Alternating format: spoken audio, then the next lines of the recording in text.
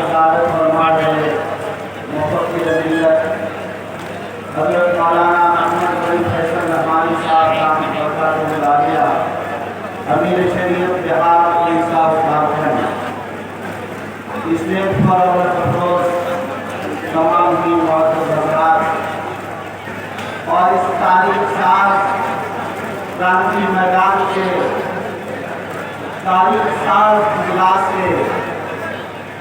تاریخ ساز معزز حضرات، آپ حضرات آج اس مدعے پر جس مقصد کے لیے یہاں آئے ہیں، ہم سمجھتے ہیں کہ آپ کی آواز صرف اتنی ہے، آپ صرف یہ چاہتے ہیں کہ وقت کا کالا قانون جو آیا ہے، جو غیر دستوری ہے، غیر شرعی ہے، غیر سماجی ہے اور غیر معقول ہے، ایسے وقت قانون کے لیے ہم اس وقت تک احتجاج کرتے رہیں گے جب تک یہ کالا قانون واپس نہیں لیا جائے گا۔ کیا یہی آپ کی مراد ہے؟ ہاتھ اٹھا کر بتائیے۔ گاندھی میدان کے اس اجلاس میں اور آپ حضرات نے دلی تک اپنی آواز پہنچا دی اور حکومت کو یہ کہہ دیا ہے کہ ہم لوگ بیٹھنے والے نہیں ہیں، ہم لوگ دبنے والے جھکنے والے لوگ نہیں ہیں،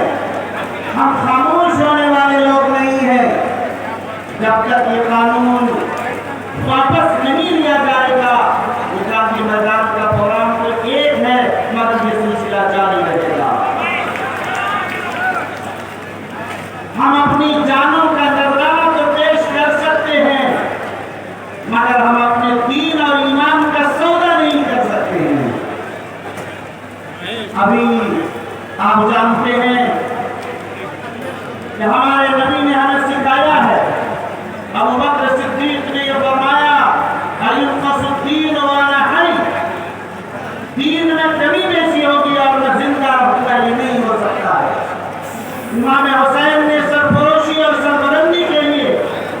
اپنی جان کا، اپنے سر کا نذرانہ تو پیش کر دیا مگر باطل طاقتوں کے سامنے نہیں جھکے۔ اس لیے یہ قوم بھی باطل طاقتوں کی ان مظالم میں سے جھکنے والی نہیں ہے۔ اس لیے آپ حضرات آج یہ پیغام پورے ملک کو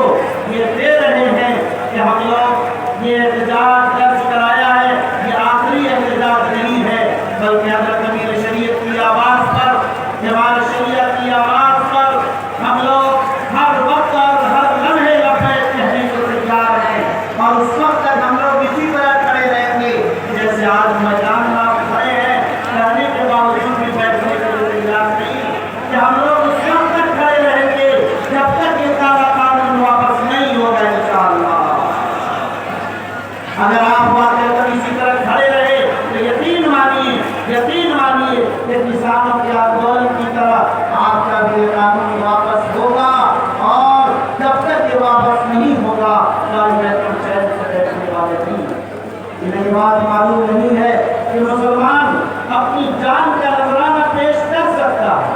اپنے مال کو قربان کر سکتا ہے، اپنے گھروں کو بھیجو کر چلوا سکتا ہے، اپنی جائیدادوں کو چھوڑ سکتا ہے مگر اللہ اور رسول کی سرزمین کو، مکاتب کو، مدارس کو، مساجد کو، خانقاہوں کو، درگاہوں کو، اس کو نہیں چھوڑ سکتا۔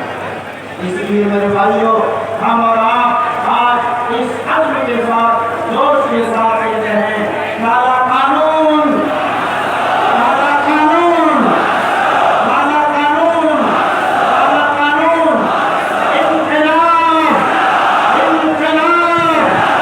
انقلاب۔ میرے بھائیوں، بس یہی بات کہہ کر میں اپنی بات ختم کر رہا ہوں۔ حضرت امیر شریعت دامت برکاتہ العالیہ تو اور سنیں جس کے درد اور فکر نظر نے آج ہمیں حالت پہنچایا ہے اور انڈیا مسلم رسول بورڈ کی تجویز اور ان کی رہبری میں جمال شریعہ اور تمام دینی تنظیموں نے اس تحریک کا آغاز کیا ہے۔ آپ حصہ بنے ہیں کہ حصہ بنے ہیں۔